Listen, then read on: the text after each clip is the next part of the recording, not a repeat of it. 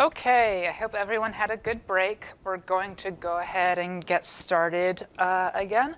We're gonna have to start moving a little bit faster so that we can try to cover as many things as possible. So from here on out, I'm going to assume that you're able to read the data, essentially. If you have trouble loading some data set, I'm just going to keep going so that we can get through the examples and you have all of the code to run later on at home when you have more time to figure things out. We'll also be available later on if you want some more personal help later on. But for now, we're going to keep going, try to move at a little bit of a faster pace, and look at some of the examples. So now I'm going to right now I'm going to look at the visualization with Cardinal, our Markdown document. So this is still in the exploratory analysis folder. It's just the file labeled 2, visualization with Cardinal. So here we're going to learn a little bit more about how to create the images and plot mass spectra as well. For this particular example, we're going to keep working with this same S042 mouse or urinary bladder data set. So if you already have that loaded, then you should be fine for these following examples. So here, I happen to have this already loaded as well, so I'm just going to jump right in. So in Cardinal, we can plot images fairly straightforwardly with the image function. So here we're going to plot an image of this S042 continuous data set, and we can specify the MZ value that we want to use for the image. We're going to plot it at 230.1. We can see here, I haven't changed any other options from the defaults in this case. I've just specified the data set to the image function as well as the MZ value. By default, Cardinal will use this Viridis color scheme. This is a change from previous versions. We've updated to this new Viridis color scheme, which is typically better for interpretation than most other color schemes, including the rainbow one that we had before. This is a little bit safer for colorblind visualization as well. So now let's try some other options. So as you can see here, the image, it's kind of hard to actually make anything out from this particular image, and that's because lots of times mass spec imaging experiments will be rather noisy. It's very common to have certain pixels that are much brighter than others due to a larger variance, multiplicative variance. So lots of times we'll want to suppress those hot spots a little bit so that the rest of the image is a little bit easier to see. So we can add this contrast enhance option to our image function, and we have two different choices to choose from. I'm going to use contrast enhance equals suppress. All this does is it takes the top 1% of the brightest pixels in the image and reduces those to whatever the next 99th percentile of intensities is. So usually this is enough to just suppress those brightest of hotspots so that we can see the rest of the image a little bit more clearly. One of the good things about using this one, this hotspot suppression, is it doesn't affect the rest of the intensities. It only changes the intensities of those hotspots. Another option that we have is we can use histogram equalization. So here I can choose that by using contrast.enhance equals histogram. You can see that this has a little bit more of a dramatic effect on the image. What this does is it essentially takes the distribution of the intensities in the image and tries to flatten it out so there are essentially an equal distribution of intensities across all of the possible intensity ranges.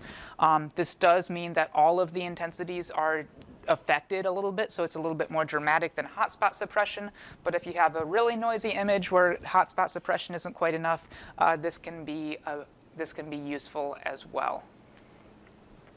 The default is just no contrast enhancement at all, which for some data sets is fine, but oftentimes we want at least hotspot suppression or or this histogram equalization to make those images a little bit easier to interpret.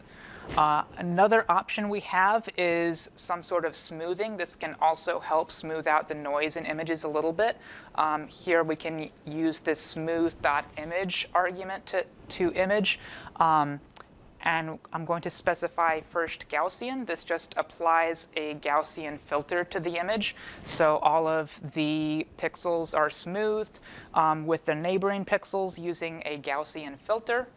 Sometimes this can smooth the image a little bit too much and smooth over some of the edges between different regions a little bit. So there's a slightly more subtle approach if we set smooth.image equals adaptive. This uses a bilateral filter, and what this does is it uses Gaussian weights, but then it tries to adapt those depending on the local structure of the image. So essentially, it's just trying to preserve the edges between different regions of the image. And this gives us a bit of a more subtle effect. Any questions so far just on those two options? OK. So here I'm going to plot multiple MZ values. So right now we're just plotting a single MZ value at 230.1. I can give this MZ argument a vector of multiple MZ values, and then I can just plot multiple MZ values together. In R, if you're not familiar, you can create a vector just by using this C function to combine different values together. So here I'm just creating a vector of 230.1 with 246.8. These are the MZ values that I want to plot together, and I'm going to give that to the MZ argument for this image function. And by default here, it'll just plot those two images side by side. By default, it'll automatically decide on a layout. We can change how those images are laid out with this layout argument. This layout argument, we just give it the number of rows and the number of columns that we want to use in the layout of how these images are composed. So here, if I specify layout 2 rows, 1 column, I just have the images plotted on top of each other as opposed to side by side. And this is just useful if you want to decide exactly how you want those images laid out, depending on what kind of figure you want to create. One thing to keep in mind when plotting multiple MZ values together in an image is that by default, all of these images will use the same intensity scale, but the intensities for each image, for each MZ value, will remain the same. So the intensities here are just the same intensities as if I would plot this image on its own. The intensities here are the same intensities as if I would plot it on its own. And what can happen sometimes is that sometimes some images will be much brighter than others because they're using the same intensity scale, but the actual intensity ranges for the different MZ values might be different. And so if I want to compare between the distribution of different molecules without necessarily caring which is more intense than the other, I can use this normalize.image argument to set both of the images or all of the images that I plot to the same intensity scale. So I can specify here normalize.image equals linear. I'm going to add the same layout as before. And this will just scale all of the intensities for both images to the same intensity range. It'll just scale them to between 0 and 1. And if you're trying to compare the distribution of molecules between two images with very different intensity ranges, this will just bring them to the same scale, so it's easier to compare them. If I want to superpose different images on top of each other rather than just plotting them side by side, I can use this superpose equals true argument. So here I'm going to plot the same two ions, and I'm just going to set superpose equals true. And that will just superpose the distribution of those two molecules on top of each other using opacity to reflect the intensities. And in this case, this is another case where it's very useful to use normalized.image equals linear. In this case, it doesn't make a huge difference because the intensity ranges for both images are already fairly similar. But in some cases, when you're comparing images with very different intensity ranges, that can be important. Let's take a look at some other image plotting options. So before, we had plotted a certain range of MZ values rather than just one single one. By default, this will essentially just, by default, this when you plot an image for a particular MZ value, so here I'm just going to go back to this one. By default, it'll essentially just select the row that corresponds to that MZ value and exactly whatever intensities correspond to that MZ value. So for a continuous IMZML data set, that'll just be whatever intensities correspond to that exact value. For a processed IMZML data set, there will already be some kind of binning going on. But for any kind of data set, no matter what kind of no matter what the underlying data is, we can specify that we want to do some binning while creating the image using this plus/minus argument.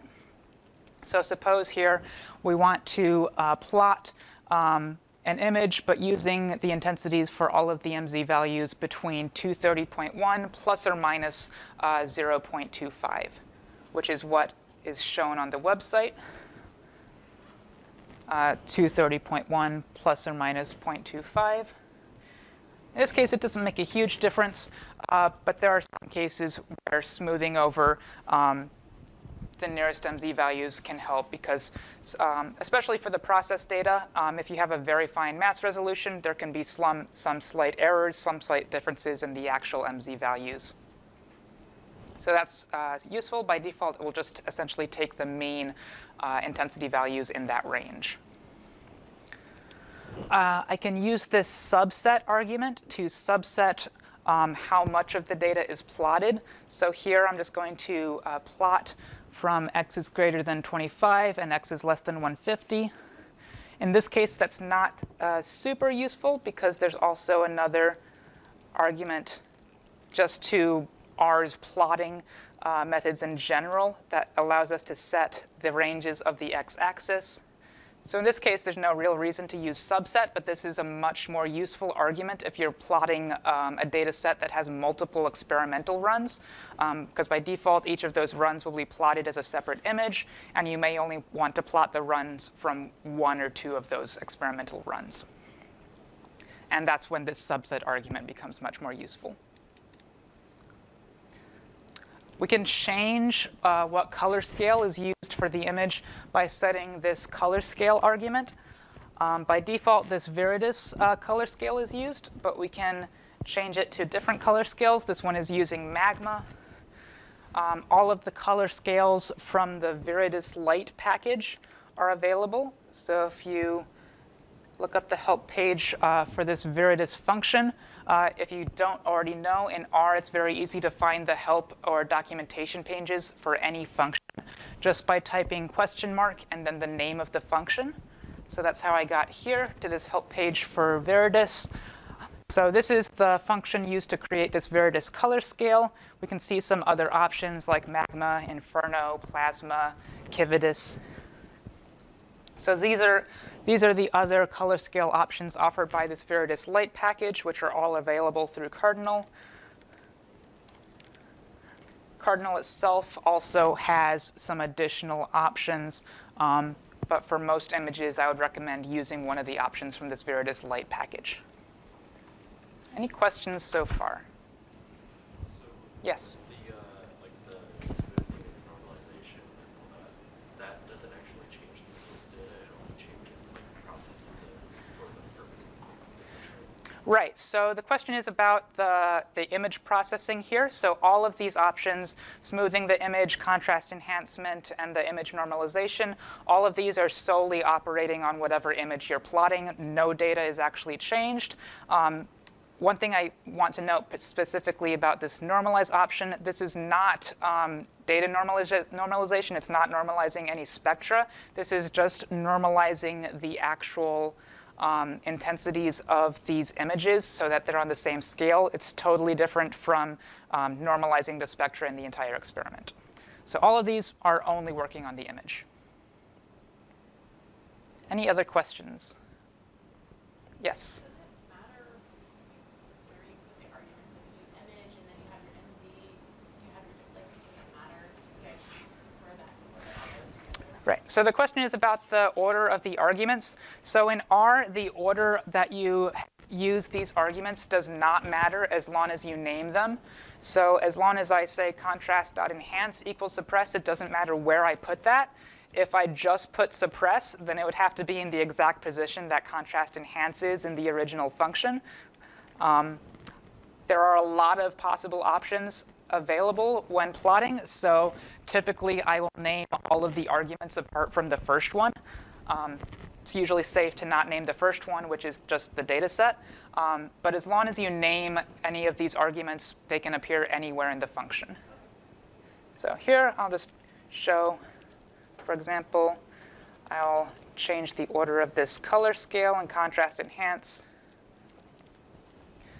I will get the exact same thing. The order of the arguments doesn't matter as long as they are named. One other potential convenience option is that R will use partial matching on most of the arguments, and Cardinal will use partial matching on some of these options as well. So, for example, for this contrast enhance, I can actually just specify contrast equals sup, and that will still get matched as contrast.enhance equals suppress. This is something that I think is fine for just interactive use if you're just plotting images.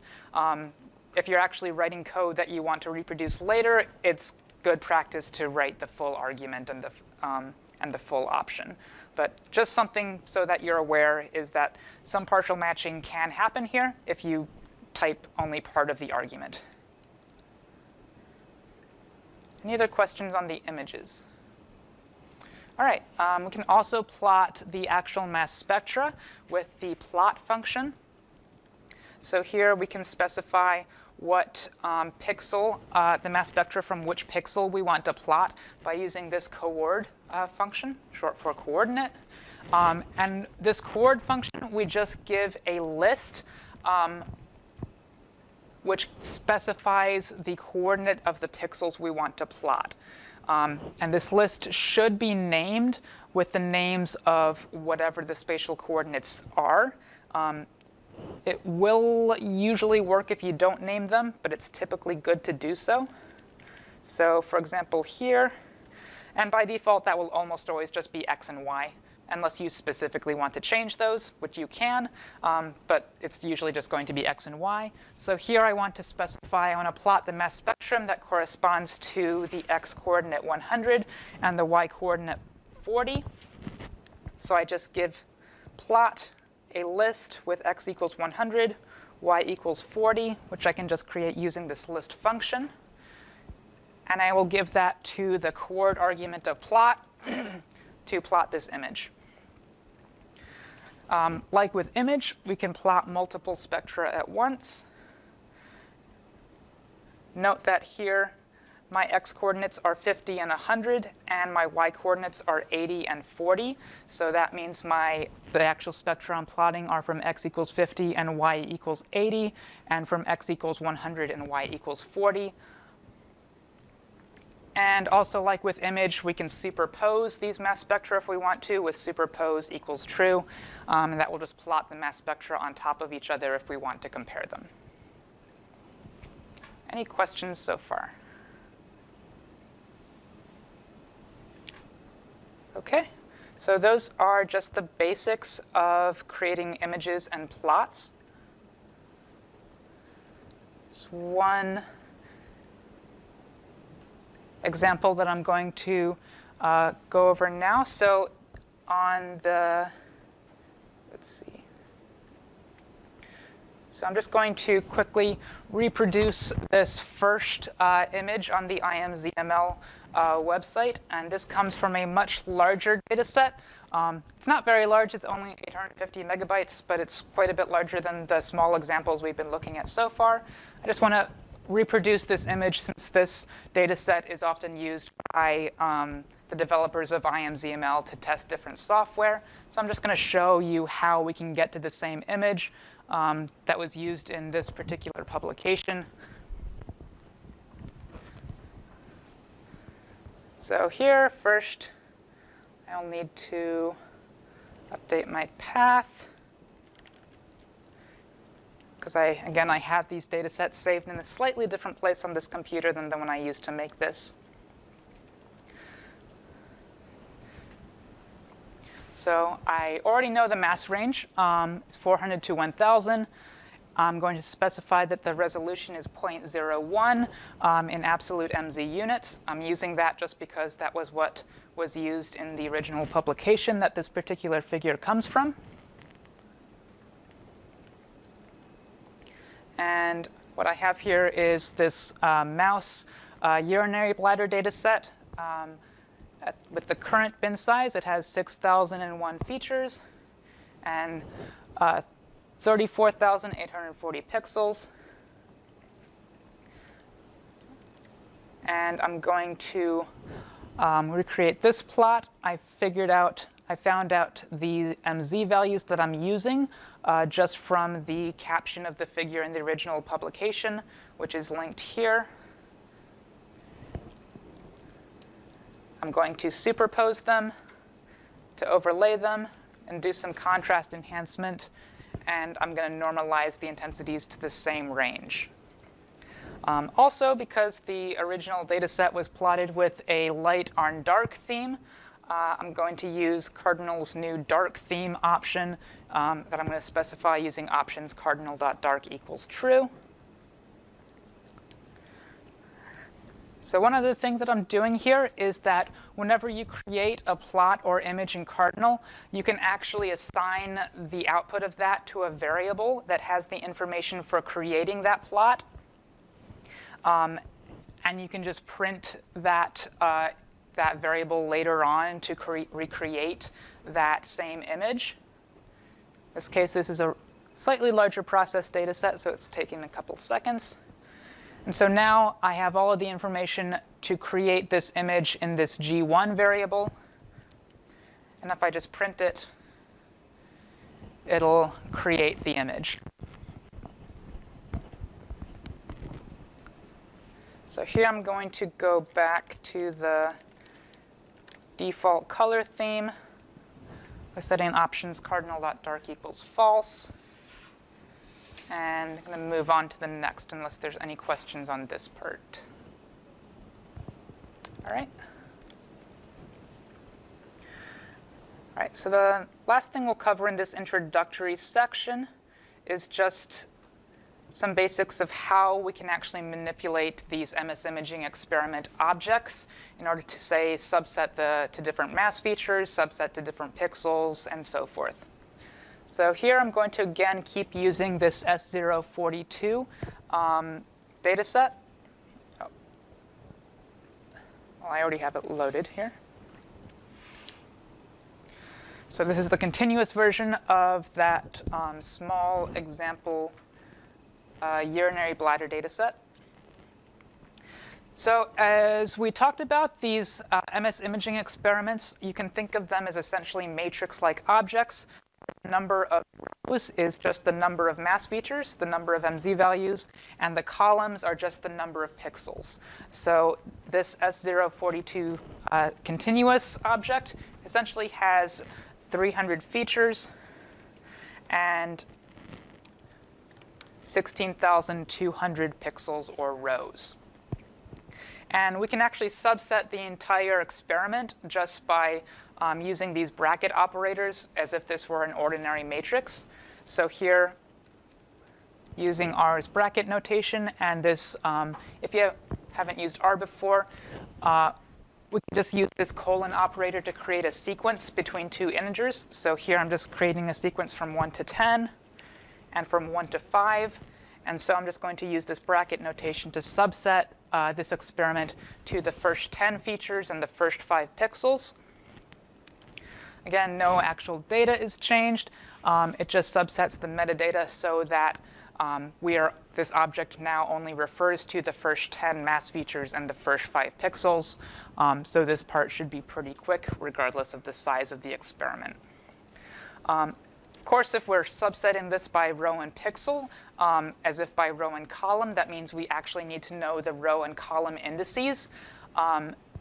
And as helper functions to find the row and column indices that correspond to particular MZ values or particular spatial coordinates, we have these features and pixels functions that can find us what rows or columns correspond to certain mass ranges or certain coordinates and so forth. So here I'm going to use this features function to find the rows that correspond to the MZ values between 230.5 minus 0.25 and 230.1 plus 0.25. You can see that happens to be rows 60 through 65. And I'm going to find the pixels that correspond to the neighborhood x through 99 through 100 and y equals 39 through 41. I'm using a little function here called expand.grid. Expand.grid, all it does is you give it any number of vectors. In this case, I'm giving it x equals 99 through 100 and y equals 39 through 41. And this will just expand those vectors to get all of the different combinations of those values. So this is useful in just essentially creating a neighborhood where I have all of the different combinations of x equals 99 through 101 and y equals 39 through 41. And I can just use this as an argument to the coord argument in pixels and find the column indices that correspond to these spatial coordinates. So those happen to be these columns. So here I've saved the feature IDs or the row indices that correspond to MZ 230.1 minus 0.25 and 230 through 230.1 plus 25. And here, this PID, the pixel IDs, are the column indices of all of the pixels corresponding to these spatial coordinates. And so I can use these to subset the experiment to just these particular features and these particular pixels. So some of that was a little bit more complicated than it needed to be. So there's actually some easier ways to do this now in the current version. So if any of you are more experienced R users or have used R for a longer time, you may be familiar with a package called dplyr. Dplyr is just an R package for manipulating data sets. And it has two functions called select and filter that just serve to select columns in essentially a spreadsheet, a data frame, or to filter the rows of a data frame. And so Cardinal, the newest version, has its own version of these select and filter functions that just let us either filter the rows or select the columns or pixels of an imaging experiment based on some sort of metadata information. So here it's a little bit simpler. Here I'm going to filter the data set to the rows where MZ is greater than 228 and less than 238. So rather than having to figure out exactly which mass features, exactly which rows those correspond to, filter will do that for me and just find out which rows MZ is greater than 228 and less than 238, and return to me a data set that is subsetted to those rows. Select works similarly, except here we're working with the pixel data, so I can use the spatial coordinates. So here I'm going to select a subset of the data where the pixels have x values from 101 to 149 actually, and y is greater than 30 and y is less than 50. So here I've subsetted by pixel. So here I can use filter to subset based on the rows or mass features, and I can use select to subset by the columns or the pixels. Filter is, sorry, say that. So I can use filter to subset by the mass features, which are the rows. So essentially the MZ values. And then select is used to subset by the pixels. So essentially the spatial coordinates of where the mass spectra were measured. I can actually reference any of the variables in the pixel data or the feature data.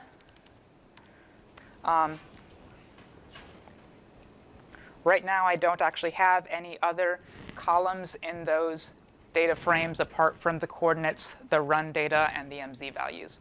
But if I had additional metadata columns in any of the data frames, I could reference those as well. So one other thing that this dplyr package popularized is chaining together different R functions using what's known as the pipe operator. So the pipe operator is just this little operator, this percent sign, greater than symbol, percent sign. And all this pipe operator does is we just put it between two different expressions, and it will take the left-hand side of it and turn that into the first argument of whatever's on the right-hand side of it. So I can actually do select and filter and chain these together like this. So here I'm going to start with the data set. I'm going to pipe that into this filter function. So in the filter function, I don't need to specify the data set. I can just specify whatever filtering options I want. So I'm going to, again, use MZs greater than 228 and less than 238. And then I can pipe the result of all of that to the select function as well. And again, in select, I don't have to specify the data set because it's going to be piped into that function. And instead, I can just specify the actual arguments of where I want to select the pixels. And so if I can do all of this at once.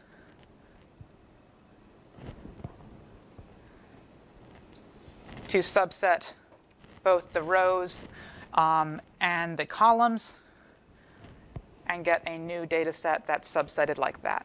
So this, what I have here, is essentially equivalent to doing something like this. So ordinarily, we would write this like this. So here is my filter operation. The result of that is going to be the first argument of my select function.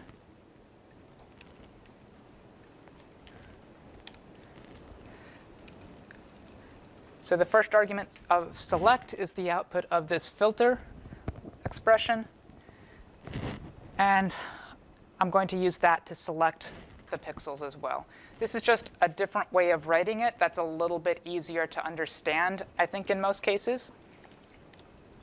Because we're essentially just starting with the name of the data set, saying how we want to filter it, and what pixels we want to select. Any questions on that? Or anything else so far? OK.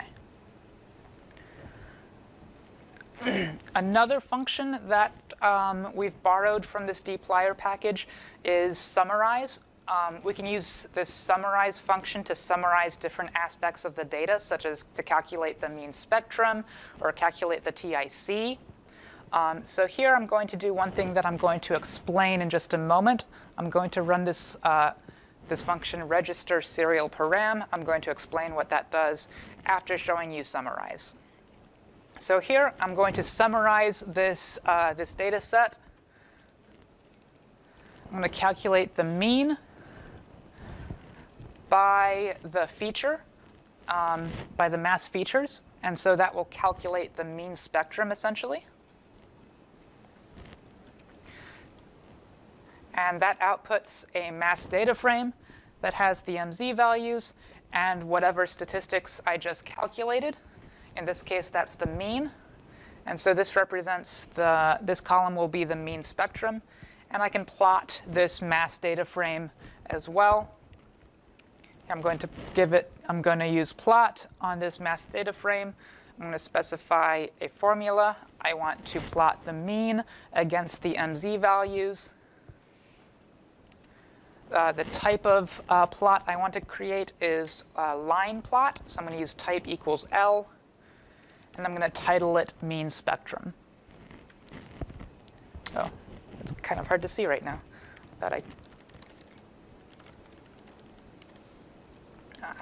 Let's do that.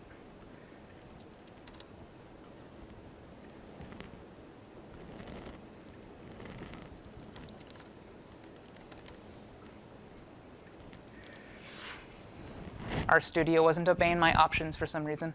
So here we have plotted the mean spectrum. We can also use summarize to calculate statistics in other directions or other kinds of statistics. So here we're going to calculate the TIC. So we're going to do that by calculating the sum over, and I'm going to apply that over the pixels. So that will give us the TIC. And this is given to us, returned to us as a position data frame with this TIC column. And we still have the coordinate and run information. So now I can plot an image of this TIC. So I'm going to give it this position data frame.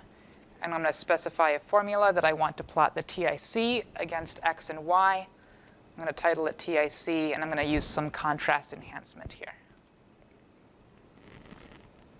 I do not know what's going on with RStudio's plotting thing here. That is definitely RStudio that's doing that, I think, not me.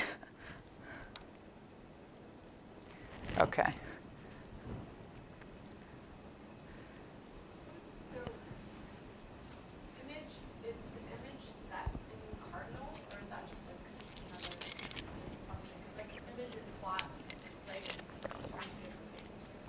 Yeah, so plot and image are actually what are called generic functions. So they're functions that come with R, essentially, but different packages can define them to do different things depending on what kind of data you give to them. So Cardinal provides methods for plot and for image specifically for working with these MS imaging experiment objects, as well as these mass data frames and position data frames and so forth. Since we're like in library Cardinal, like those functions are calling back to Cardinal instead of working on telling you what to do. It's not just the R function, right? Right. So if we look up the documentation for image, we actually see several different help pages. So there's one from the graphics package, which is a package that comes with R. And if we look at that, we can see a method for image that is provided by just base R that does something slightly different. And then we can also see a help page for the versions that Cardinal implements. Right now, we have Cardinal loaded, but to get slightly more complicated, we can see all of the packages that are currently loaded by typing search. This search function shows us the current search path for all of the packages that are loaded. How R decides what to do when you run a different function is it will go through the different packages on this search path and execute whichever one it finds first. So if I have a function that has the same name image in both Cardinal and, say, EB image, if it finds the one in Cardinal first, it will use that one. In this case, it's actually slightly more complicated than that because image is this generic function. That means it can be a little bit smarter in this case. So image, we can see that there are lots of different methods currently implemented for image. So image will do a different thing depending on what kind of object we give to it, depending on what kind of data set we give to it. Gosh, this image is like doing all this stuff in it. Okay, I didn't understand how R would do. Okay. Yeah, so image is just a generic function. Image on its own doesn't do anything, but image then calls different functions depending on what we give to it. Right now, when I call it on a MS imaging experiment, it will find the one implemented for MS imaging experiment. When I called it on a position data frame, which is what was returned by summarized when I calculated the TIC, we'll do something different for that.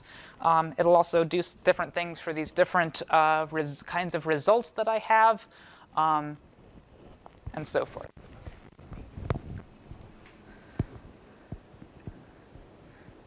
Any other questions so far? OK, so let's go back to that thing that I did at the beginning of this little section that I didn't tell you about yet. So here I did register serial param. So when I did summarize, there's actually the option. This is the first time we've encountered a function that can possibly run in parallel. So when I did register serial param, I was saying that I want these functions to run serially, so without using any parallelization. Cardinal uses the BioC parallel package to run some methods in parallel. So you can register different parallel backends and decide how you want Cardinal to perform parallel execution of certain functions if your computer has multiple cores. You can see what backends are currently registered using this registered function. The output of this will be slightly different between Mac and Windows because you get slightly different options. So I've currently registered serial param, so it appears here first. Serial param is just the fallback if there's nothing else. Serial param just runs everything serially without doing any parallelization at all. On Mac and Linux, you will also see a multi-core param. And on Windows, you should also see a snow param. Mac OS and Linux will also have this. By default, Macs will by default use this multi-core param, and Windows will by default use this snow param, I think. These are options that are decided by this BioC parallel package rather than Cardinal. Cardinal just uses them. So by default, whatever is your registered BP param, or whatever is your registered parallel backend, will be used by Cardinal to perform things in parallel. And by default on Windows, that will be snow param. On Mac OS, it will usually be multi-core param. Sometimes you don't actually want to run things in parallel. There are some situations where if your data set is small enough, like in this case, starting up additional R sessions to run things in parallel isn't necessarily reasonable, which is why in this case I did register serial param. But the option exists to run things in parallel. If you ever run into problems with the default, and this may be the case since the default is to use parallel execution, you can always use register serial param to just turn everything into serial execution. I sometimes run into some difficulties with the parallelization. Sometimes some data sets that are small enough, there's no real reason to do that. Typically, those problems are the responsibility of this BioC parallel package. So they're not something that I can do something directly about. But if you run into any problems, I recommend just registering the serial backend. But usually, these other backends will do well. Sometimes you don't need to use them, though. And you can always just use the serial backend if they cause difficulties or if you don't want to use them. So like something like on a cluster. I personally have not really run anything on a large cluster, mostly because lately I've been mostly working on preparing all this rather than spending a lot of time analyzing data. But if you do want to run things on so a little bit more details on these parallel backends. So on Mac OS, you have this multi-core param. By default, it just splits your original R session to additional clones of that original R session. This only works on a single machine, and it only works on Mac OS and Linux. I find it's usually the fastest if you have the option for it. Again, on Windows, you don't have the option for it. So snowparam is available on all operating systems. This works by starting fresh new R sessions for however many workers you want, and then sending the data to those new R sessions. Because the data is not loaded by default in Cardinal, that should not take very long. However, starting the additional R sessions can take a few seconds sometimes. So if you're running something that runs fast anyway, there's not necessarily a need to do that. snowparam you can set up to work on a cluster with multiple machines. That's more than I can possibly go into right now, so you would want to check the BIOC parallel package documentation for more details on how to do that kind of thing. What I will show is I will show one example using this snowparam. So here I'm going to create a snow parallel backend with 2 workers and 10 tasks. I'm going to have progress bar set to true. One thing to note about these parallel backends, by default, you don't get a progress bar. So when I have things run serially, you can see I have a progress bar for certain functions in Cardinal. You won't get those by default when you have a parallel backend. You have to specify those using the parallel backend itself rather than the Cardinal options. One other thing to note is that this progress bar will actually update according to the number of tasks you set when creating the parallel backend, rather than the actual number of pixels or spectra that you're processing. So here I've created a snow backend with 2 workers and 10 tasks. So here I'm going to run this same summarization in parallel. You can see in this case it's taking a few seconds to start up those additional R sessions. And then once it is actually ready to run, it happens pretty quickly. And I don't know what RStudio is doing here, but I can plot the same mean spectrum that was calculated in parallel here. All right, last thing I want to cover quickly in this section is how to combine data sets. So typically, if you have an experiment, you'll probably have multiple data sets. Those will probably come from multiple IMZML files.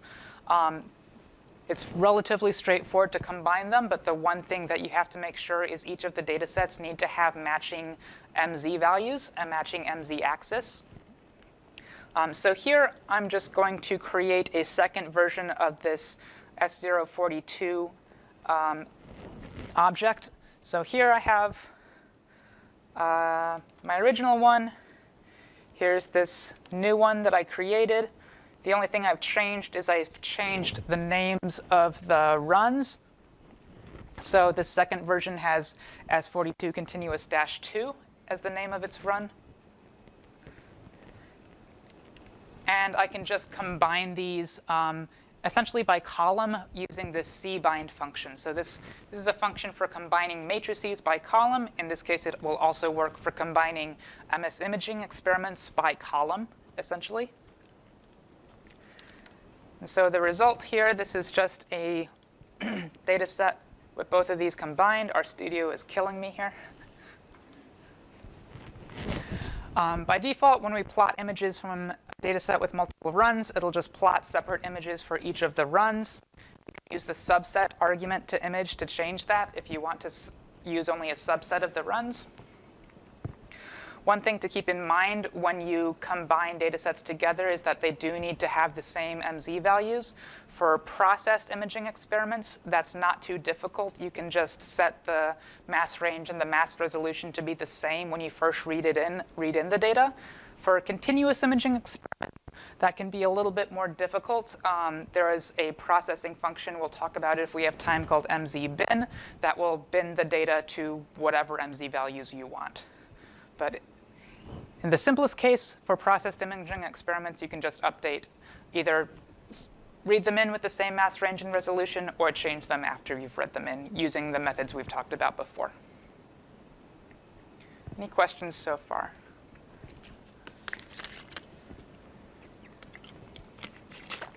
OK.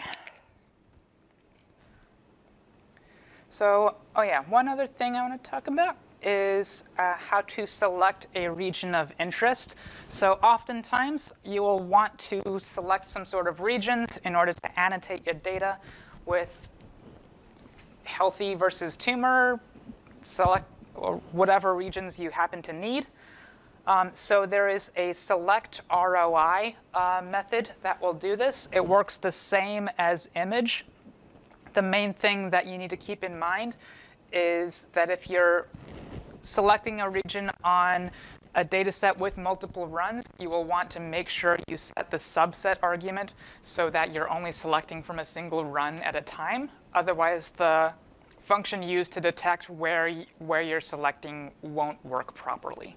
So here, I'm just going to select a region from this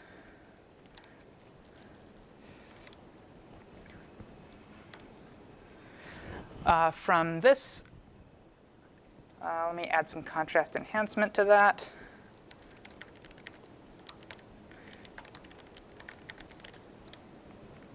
All right.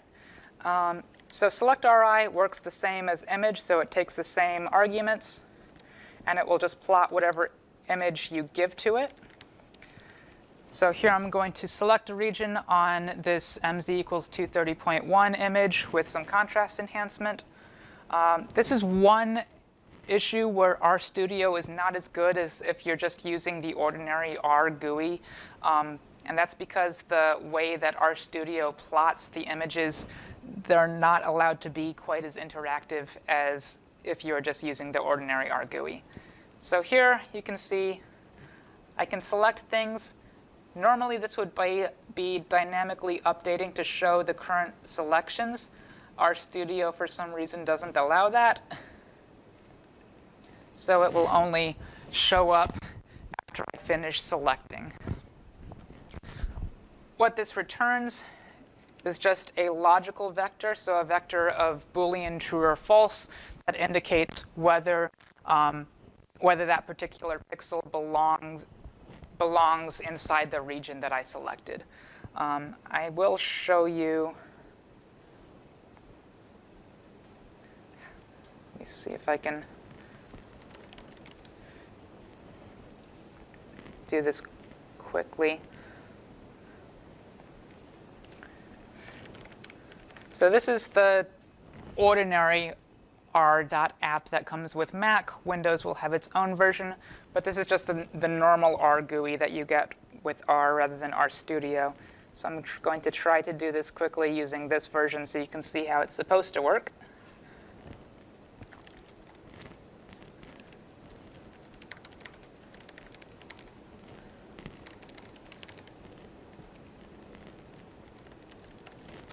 Let's see.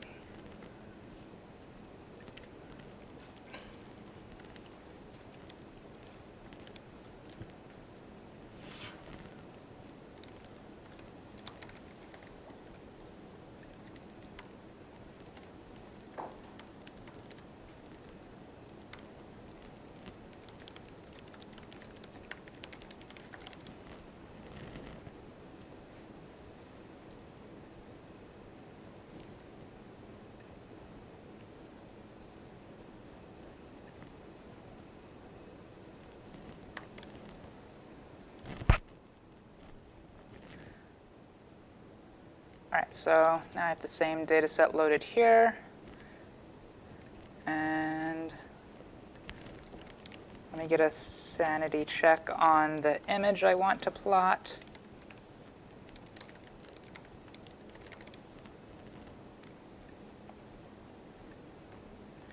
All right, so I'm going to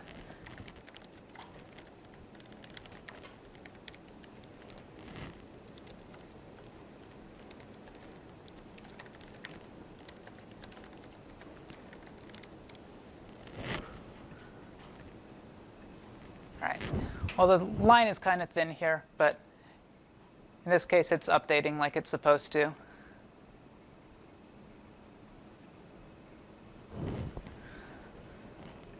All right.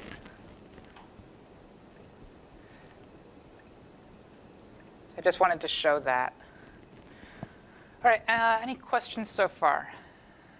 Can you save that ROI? Yeah, so here, let's see. So right now here, I've assigned it to a variable. It's just as a logical vector. So depending on how, well, I guess I should ask you, how do you want to save it? Do you want it in like a CSV file? Something like that. Okay, so let's talk about how to do that. So, so let's take a look at the pixel data for this data. So right now, I don't have any additional columns besides just the run and x and y coordinates. So I can assign this particular logical vector here into the pixel data. P data and F data are just shorter aliases for pixel data and feature data. Saves a little on typing. So now I have a new column here.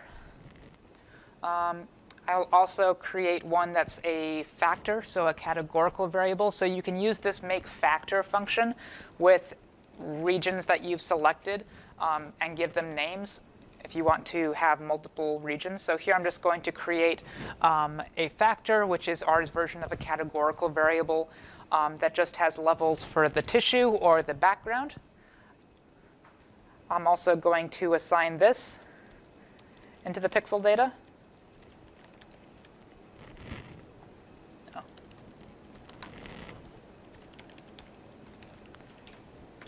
So right now my pixel data looks like this. I'm going to turn it into an ordinary R data frame so I can use R's built-in utilities for writing CSV files. So I can just use this as.data.frame function on this to turn it into an ordinary R data frame. So if I look at the first 6 rows, that just looks like this. And now R has basic functions for writing things like CSV files or tab delimited files called write.table, write.csv, and so forth that work with these ordinary R data frames. So I'm just going to write a CSV file for this data frame that I have of this pixel data. I'm going to call it, I'm going to put it on my desktop. I'm going to call it regions.csv. So now, oops, may open it in a text editor. So now I have this CSV file that has all of the pixel data information and whatever additional metadata columns I wanted to add. All right, any other questions so far?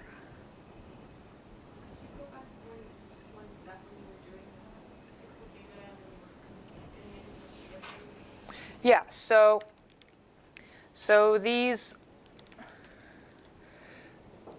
when I access these data frames, so they work just like ordinary R data frames, which if you don't have much R experience, I suppose you don't actually know. But we can access the columns of these position data frames and mass data frames just by using this $ operator and then the name of the column. So here, for example, I can access this tissue column by getting this position data frame using $tissue. That just returns to me this logical vector.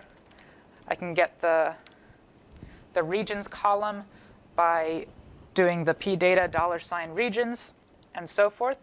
And this also works for assigning values into these and creating new columns. So in a very simple case, I'm just going to create a new column called true. I'm just going to assign it true, and this will get recycled so that I have true for every single pixel, just to show how this works. So that's how I can create, assign new columns into that. So for the most part, these work like ordinary R data frames if you read any information on how to work with data frames in R, where we can just access the columns with this $ operator and assign into them the same way. Any other questions so far? And this is also something that's covered in a little bit more detail in the vignettes in the vignette folder that you have on the Google Drive. Okay, so let's wrap up this particular section. So now we're running a little bit low on time, so we kind of have a choice on what to do next. We can either spend a little bit of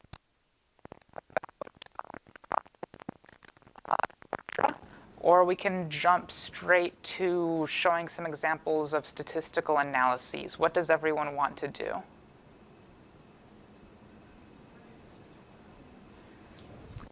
All right, so we're going to go ahead and jump to the stats section. So I'm just going to, all right, so we talked about the purposes of different statistical methods. All right, so first we're going to look at some methods for class discovery. Well, one method for class discovery.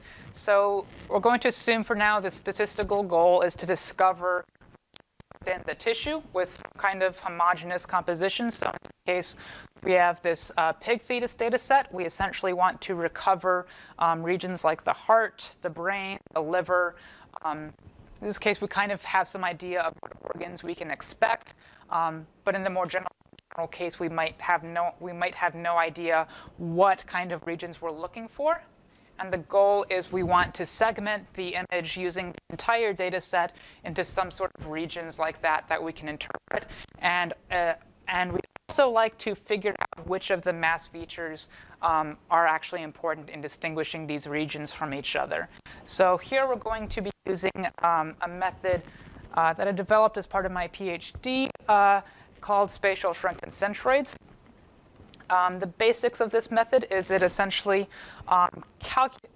it's essentially a clustering method that's loosely based on a method called nearest shrunken centroids, where we calculate mean spectra, or we start with initially a random configuration, calculate the mean spectra for whatever clusters we have. We calculate the t statistics for essentially just the differences between the mean spectrum for each individual region and the global mean spectrum. Those give us t statistics, which tell us how much that particular region is deviating from the overall mean for each individual mass feature. And we shrink those t statistics towards 0 so that only the mass features that are actually important in distinguishing those different regions from each other get used. And the idea is that, firstly, some spatial smoothing is done so that the output segmentations are cleaner than if there were no spatial smoothing. And ideally, we can use these t statistics to tell us which mass features are the most important in distinguishing individual segments from the other segments. So for example, here, we can see these particular mass features are important in distinguishing the liver. These ones are important in distinguishing the brain, and so on. So we're going to go ahead and jump right in to looking at first seeing how we would do that analysis, and then looking at working with some of the results. Let's see. So here I'm going to look at the whole data segmentation folder, number 2.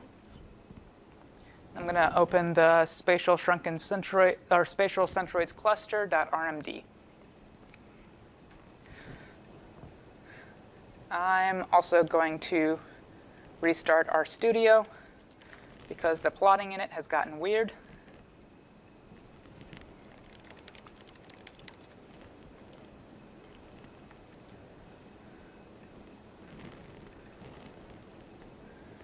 All right, so the data sets that we're going to use now to demonstrate this already exist in the Cardinal workflows package. So as long as you have Cardinal workflows installed, hopefully these will be a little bit easier to load.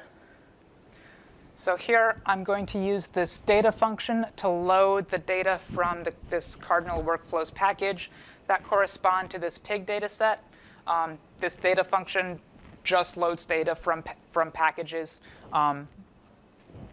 It doesn't do anything else interesting. So what this loads is several data sets that are provided with Cardinal workflows related to this pig data set. Were saved using a much earlier version of Cardinal, so I'm going to coerce them to the newer MS imaging experiment representation that we're using now. I can do that just using this as function. And so now I can see this PIG26 object. This is an MS continuous imaging experiment with 10,200 mass features and 4,959 pixels. I'm going to plot an image of it at MZ888. We can see on the left, we can see the brain. This big region here in the middle is the liver. For statistical analysis, we're actually going to assume that we've already done some pre-processing. I'm going to load the version of this data set that just has the 143 peaks. So here, pig206_peaks, which I got from coursing this pig206.peaks to an MS imaging experiment. This has 143 mass features corresponding to the peaks and the same number of pixels. One thing to note, if you run any sort of analysis that relies on random number generation using a parallel backend, is that you need to specify that the random number generator will use this particular random number generator in order for the results to be reproducible. So here I just have a small example. I'm not actually going to fully run all of this since it would take some time. But here I'm specifying, for example, that I want to use do this segmentation using a multi-core backend so that it's run in parallel. And if I want the results to be reproducible, I should set this RNG kind that sets the R's random number generator to use this Lecuyer's CMRG, or however that is pronounced. The reason for this is because, well, spatial shrunken centroids, when used for clustering, it relies on generating an initial random configuration of the pixels. So the initialization uses random number generation. And generating random numbers reproducibly in parallel is kind of challenging. This specific random number generator is designed to do that. You don't need to do this if you're just running the code serially or not using any parallel backend at all. But if you want reproducible results for anything that relies on random number generators in Cardinal, set this random number generator, which I'm doing now. I'm setting the seed to 2019. You should always set the seed if you want reproducible results. This just sets the seed for the random number generator. I'm going to use 2019. That's an arbitrary number. I guess it's not completely arbitrary, it's this year. But you could set the seed to anything, and as long as you set the same seed the next time, you will get the same results from the random number generator. That was a lot. Any quick questions on that? OK. So here, I'm going to just show how we could obtain spatial shrunken centroid segmentation. So to do this, you use the spatial shrunken centroids function. Just give to it the data set. In this case, I'm using this peak-picked data set. You generally only want to do this kind of analysis on something that has been processed to either peaks or significantly binned or something like that. So you're not, otherwise it will take much longer and the results won't be as good. So there are a few different parameters that we have to set. R here is specifying the smoothing radius, so how many neighboring pixels are considered when doing spatial smoothing. R equals 1 just means move 1 pixel in each direction. K here is the initial number of segments to use. This algorithm will end up using whatever number of segments it likes. So this is just setting the maximum number of clusters to start with. If the data doesn't support that many clusters, you'll end up with fewer than them. But this is setting the maximum number of clusters that you would want. And finally, probably kind of the most important for this particular method, S here, this is the sparsity parameter. And this is specifying, essentially it's specifying how many mass features you want to be used in the results. What it's actually doing is it's shrinking these T statistics, which are essentially telling us how important each mass feature is in distinguishing these different segments. It's shrinking these towards 0. So what happens is the least important mass features will already have small t statistics, and the higher this s value is, it will shrink those to 0 so that they no longer contribute to the segmentation. So the higher the s value is, the fewer mass features will actually be used to do this will be used to determine the segmentation. And typically, we want to try a range of different sparsity parameters to see what ends up being best.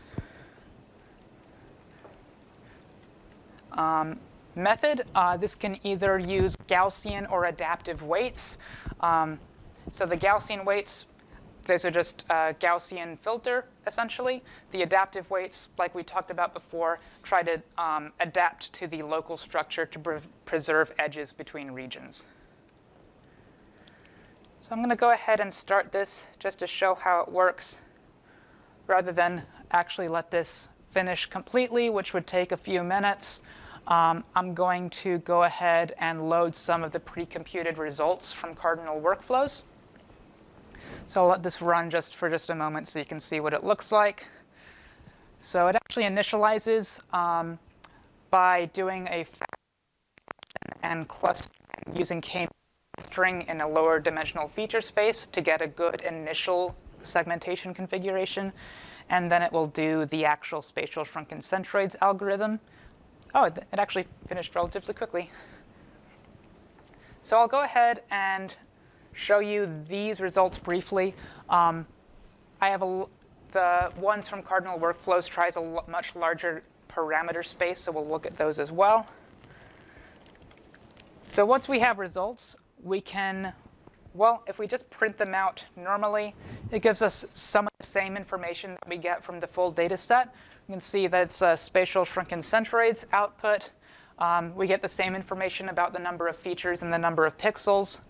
And it tells us a little bit about what kind of results are there. Using the summary function will give us a slightly more useful view. Oh, this is. So if I do summary on this, it will give us a summary of what kind of analysis was done. We did spatially aware shrunken centroids with Gaussian weights. It will tell us the initial parameters that we used. So r equals 1, maximum number of clusters 10, sparsity 0, 3, 6, and 9. Tells us the final number of segments for each of these different parameter settings, and the number of mass features per segment that was used. So this data set has 143 peaks. So with s equals 0, that uses all of the mass features. So we have 143 features per each segment.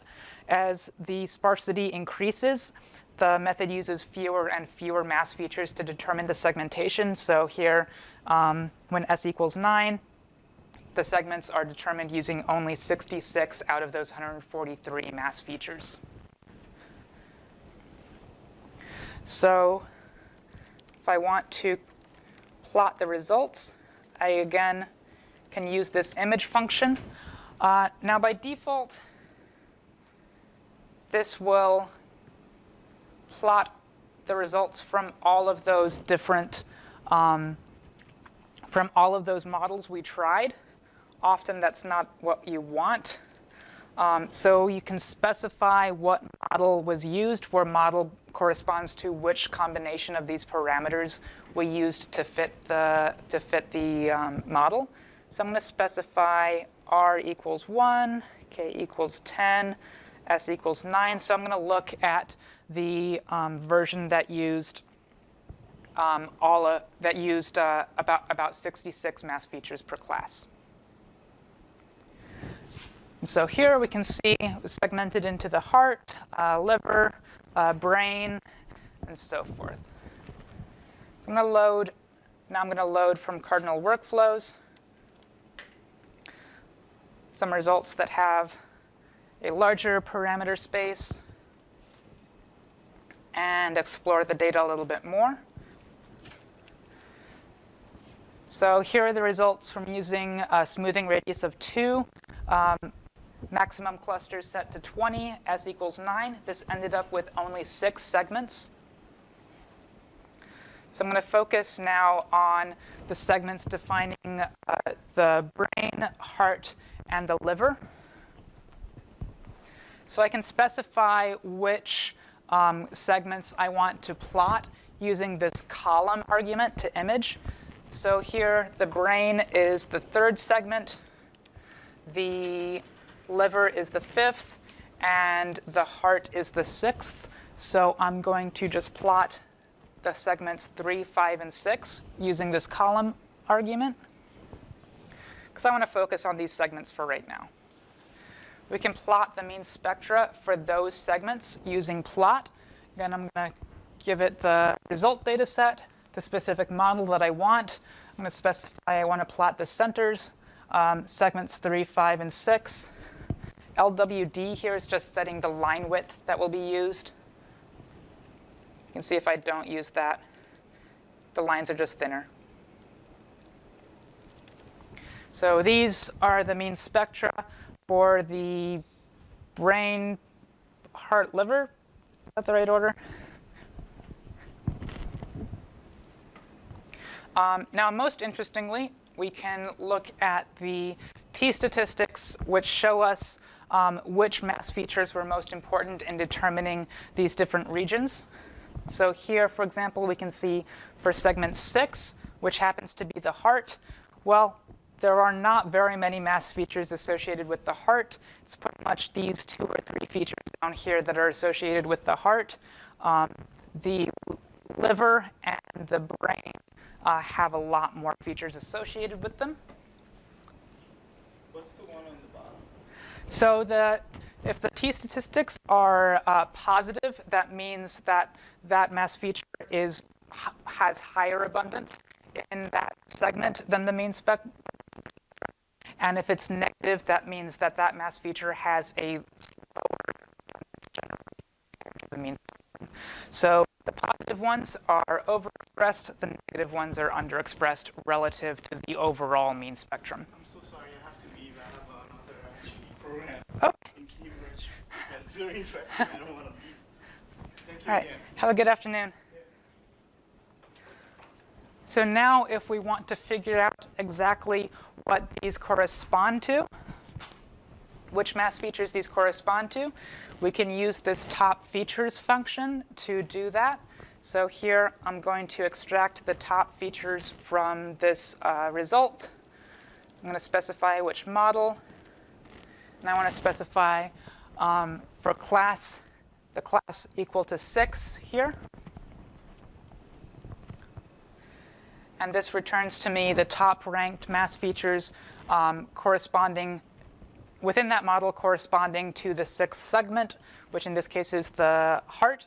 And we can see that it has only 3 of those peaks with non-zero t-statistics. So only 3 of these mass features are actually relevant in determining the heart. You can go ahead and plot those here using image. You can see those 2 are clearly from the heart. This one is still a little bit more abundant in the heart than anywhere else. So if we actually want to get particular values out of this result data, we can use the result data function. Again, we give it the data set or the result data set, a list giving which model we want to extract from, and what values we want. So here, I'm extracting the class probabilities for each segment, for example. Here, I'm extracting the mean spectra for each segment. And these, if I wanted to, I could say, if I wanted to write these to a CSV file or something, I could do that the same way we did before. So I could coerce this to a data frame and use write.csv or write.table to write those to a CSV file or a tab delimited file or whatever I wanted to. Any questions so far? It's just a quick overview. All right, think we have time for just one more topic. You have a choice between either classification or class comparison.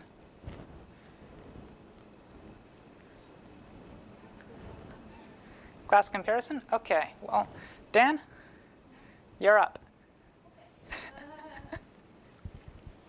So a quick intro. So class comparison means that we want to identify which mass features are changing between different conditions. So here's an example. This one is from this renal cell carcinoma data. So we have all of these tissues labeled either healthy or normal. Suppose we want to find out which mass features are differentially abundant between healthy and normal. This is a different experiment that's trying to find, Dan, what I'm trying to find? Sorry, What was this experiment trying to find again? Oh, it tries to find which molecule is differentially abundant between the silent group and the CPG precondition group. So basically, what is different between two groups?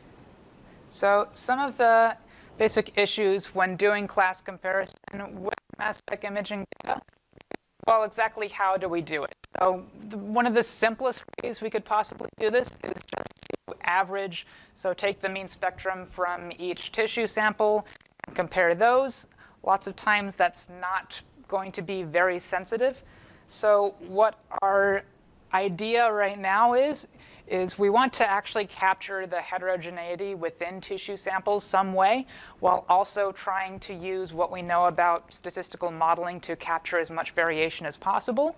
So what Dan is going to talk to us briefly about is how we're going to first essentially pre-process the data by doing some sort of segmentation for each individual mass feature, and then compare the individual segments that we found to do the class comparison. And this typically will end up being a little bit more sensitive than just taking the mean of the whole tissue. All right, Dan? Oops, sorry.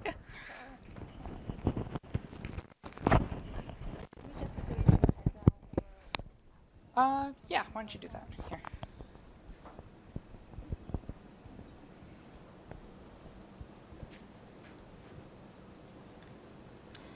Okay, I think I'm gonna. Okay. Well, I think I'm going just to use the HTML file to Okay. make it faster. You do not need to run it in our studio. Okay.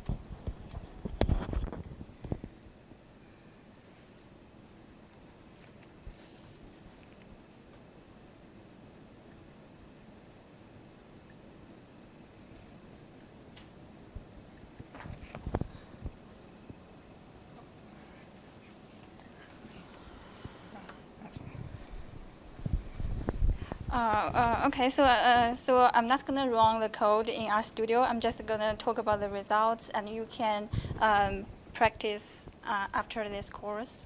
And so here we have an example data of the mouse brain data. So first we load the data from the folder. So the data is quite small, and I put it in the folder in the Google Drive, and you can download that and load the data. And so first we're gonna explore the data set a little bit, and so the data has 6 MOVs in total, so it's quite small. I subset the data into a very very small subset, and then we can visualize the eye images of the 6 different MOVs, and we can say the 6 different MOVs have different spatial structures, and because it's a mouse brain, it has anatomic structures, and we can say that this kind of spatial distribution of MOVs kind of relate to somehow to anatomic structures, like So apparently the spatial structure, the spatial distribution of these ions is not homogeneous. It has patterns. And so the model, what the model is doing is to capture this kind of heterogeneous within each ion images. So So basically, what the model does is to do single ion image segmentation. So the model tells us like how many components do we have for each ion images, and so what is the mean ion intensity of each Gaussian component. So we in Cardinal we have this function of spatial DGMM, and we call this function, and we put the dataset mouse spring to this function, and we have different parameters. R, the first parameter R means the labeling radius. So you can specify it as different values. So if if you put larger value to R, which means that you like the radius of the neighboring pixels is larger, like you will smooth the eye image more if you have larger value of R, and K is the maximum number of Gaussian components do we allow. So usually we specify it as a not so small number to make sure that we have we're gonna get some reasonable results. So the method part, I think, is very similar to the spatial shrunken centroid method. So still, for the method part, we have the adaptive and Gaussian. So which means the different structure of the weights. And here we have a parameter of initialization. So this parameter means, so what kind of method are we going to use to initialize the parameters of the spatial DGM model? So we can either initialize it as k-means, or we can initialize it as a Gaussian mixer model. Okay. So now we fit the model. We have these different values for different parameters, and we can kind of see the results. Okay, so the results is we put the results in a variable of DGMM, and you can summarize the variable, and you will summarize the results, and you will get like the initial number of Gaussian components and the final number of Gaussian components. As we can see that, so the initialization number of Gaussian components is identical for every features, but in the results, the number of classes or group, which is just the number of Gaussian components, is different for each feature because they have different spatial structures. Like some ions is homogeneous, like it's more homogeneous. Like we see this MRZ, the third feature, so it has just one Gaussian component. So basically means it's homogeneous across the whole tissue. But for others, let's say like the first feature, it has 4 Gaussian components, and each color represents 1 Gaussian component, and we can say that it's not homogeneous, and it has this kind of a structure. Also 1, 2, 3, 4. Okay, it's also for the second feature and other features. And we can see that they all have different spatial distribution patterns, and from this spatial DGM map, and we can see that this kind of patterns, structures are different among different MLZs. Okay, so next we explore a little bit of the parameters. We can try different values of the parameters, and we can see how these different values of parameters can influence the results of spatial DGMM. Like the next one, like we can specify the maximum number of Gaussian components as 3. Then, yes. The testing. Okay. So anyway, so you can explore it. Yeah. So after the spatial DGMM model fitting, or what we're gonna do next is to do segment testing. So as talked to in the lecture, so what is different between the averaging testing and the segment testing, that averaging testing just take the mean value across the tissue, and we do testing on the mean value of each tissue. That is average. But as we said, the ions have spatial structures, have spatial patterns. You cannot just average it. Then you will lose more information. So first in Cardinal, we can do anyway. So this is another data set. So first we know the data, RCC data. Then we can visualize the data a little bit, and we can see. So in this data set, we have two groups: cancer and normal. So we can. This graph shows the indicator of cancer and normal for each tissue section, and the red ones are cancer and the blue ones are normal. So this one shows the eye images of the first feature. Okay, so in Cardinal we have a function of mean test to do the averaging testing on each feature, and we can see so. So this tilde after this sign, tilde sign, so we have it's usually the variable of the variable of your interest. Like it can be like a normal versus cancer treatment versus no treatment. So basically these are two or more. We can do actually, I think we can do more than two. Right? So this is like different groups. In statistical language, we say this represents fixed effects. So these would be the conditions, whatever the conditions are, healthy versus disease. Yeah, or like male, female, group A, group B. So the groups just means the groups actually it's not groups. It means the observational units. It can be one tissue section, or one small region of it. So it's more like samples.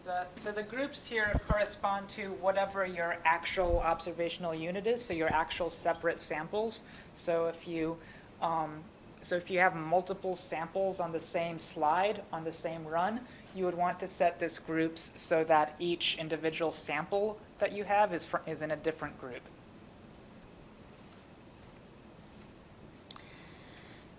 Okay, so we put the data in this function, and we now have our fixed effects, and we have our groups. Then we can summarize the results, and so from the results, so for this data set, we just have two features, but you know, in real case, we may have hundreds of features.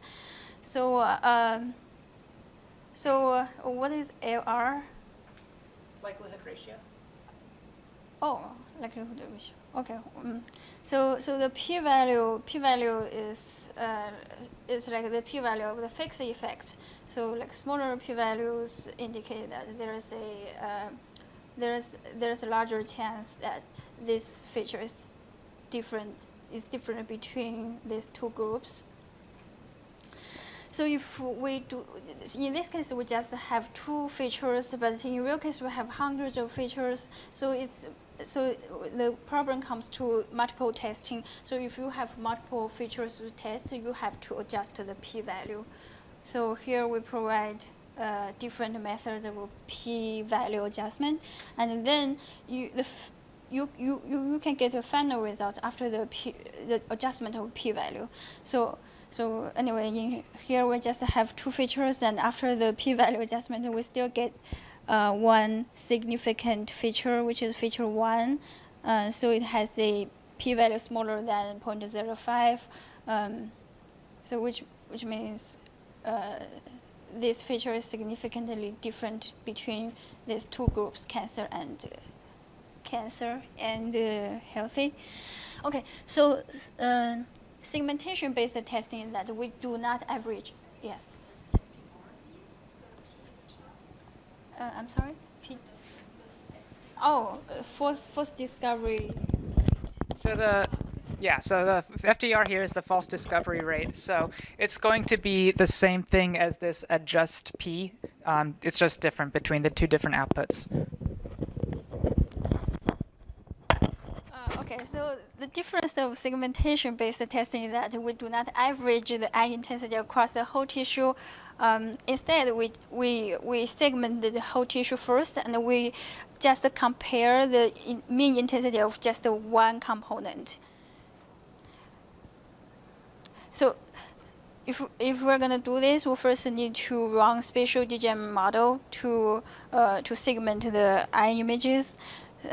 So we call this spatial DGM function again, and we put the results in DGMM2.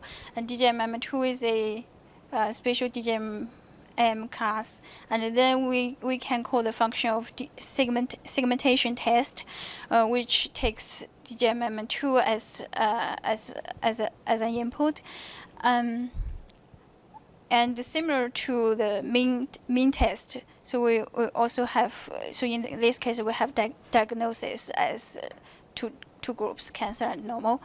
So here the variable of class control is to decide which component you want to compare.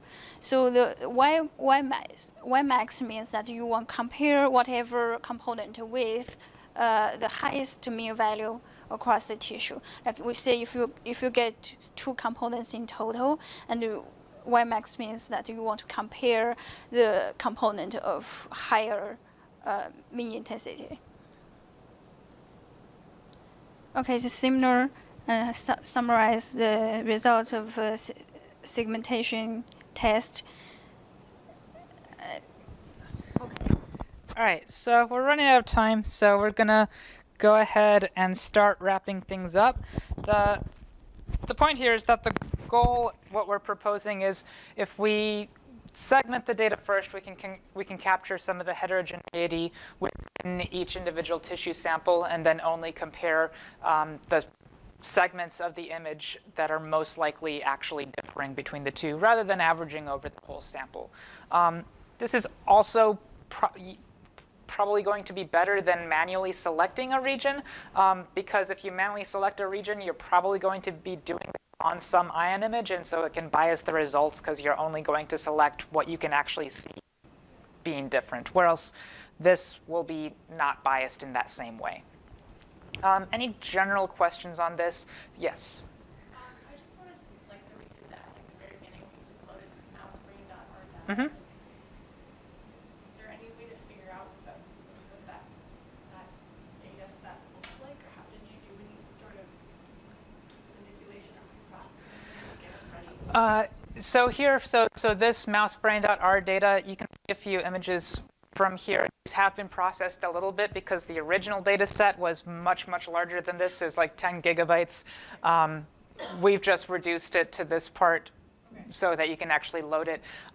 Because it's just this small process part of the data. You can't really see exactly what was done to it. I'm sure if we wanted to, we could get the script from Dan on exactly how she processed it. But right now, this so for this data, we don't have that. For the RCC data in this later example, so this RCC data, well, not this particular example, but the RCC data that was then used to do this is available in the Cardinal workflows package. The vignette in that package was written before we added this method, so we still need to update the vignette to include that. But when we do, it will have the full workflow of how we got to this point for this data set as well. So we're gonna, let's see, where am I? All right, so we're going to have to wrap things up as we're running out of time. It turns out a half day is a bit short for this workshop, I suppose. So you have all of the materials. There's a folder for classification and cross-validation, which we didn't have time to get to. You also have access to these vignettes, which give a full walkthrough of pre-processing, data manipulation, plotting spectra and images here in Cardinal 2 Guide. Cardinal 2 Stats has some workflows for the different statistical analysis methods. The main difference being these two will be available as part of the Cardinal package. The only difference is these use simulated data due to the size limits on the package itself, rather than the real data that we were able to work with today. But they will give you an overall work through on how you can use the different methods and functions. One other thing that I want to show you, because you are here today, is I'm going to give you a preview of something else that we are working on. So if you happen to have the DevTools package installed, which you should probably have installed if you, let me open, yeah.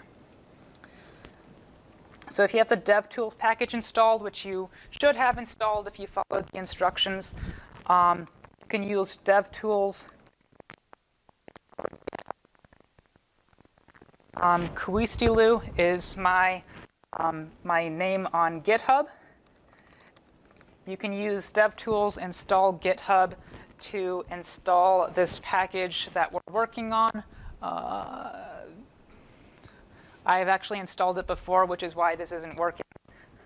Let me follow what it's saying here and use force equals true to reinstall it so you can see what you should see.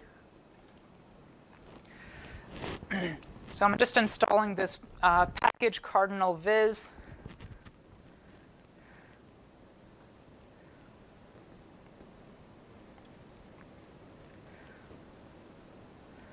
I'm going to go ahead and load this package with library Cardinal Viz, which will also load Cardinal. I'm going to grab this PIG 206 data set from Cardinal Workflows. I'm going to coerce it to an MS imaging experiment. I'm going to use this MSI-viz function to load a web-based visualization app that I can use to explore this data. So I right now just have this PIG 206 data set. I'm going to load it here. I'm initially looking at the first pixel and the first image. I can double click to look at the liver. I'm going to zoom in here, look at this image. So I can double click to look at different pixels, double click here to load different images. So this is just something that we're working on to improve the interactive visualization part of Cardinal. I have a student who's going to be working on this over the summer. I wanted to give you all the first chance to see it since you're here today. Otherwise, I'm sorry that we went a little bit over time, but that wraps it up for the course. I will be available for the rest of this week if you happen to be available as well to help you out if you have any further questions. There is a feedback form, a feedback survey, so we know what we did wrong, what we did well. I think I already know some things that we can improve for next time. But if you want to follow the link that's written on the whiteboard over there, there's also a link posted on Piazza. It'll take you to a survey where you can give us some feedback on how the workshop went, what we can do better next time, and so forth. So that wraps it up.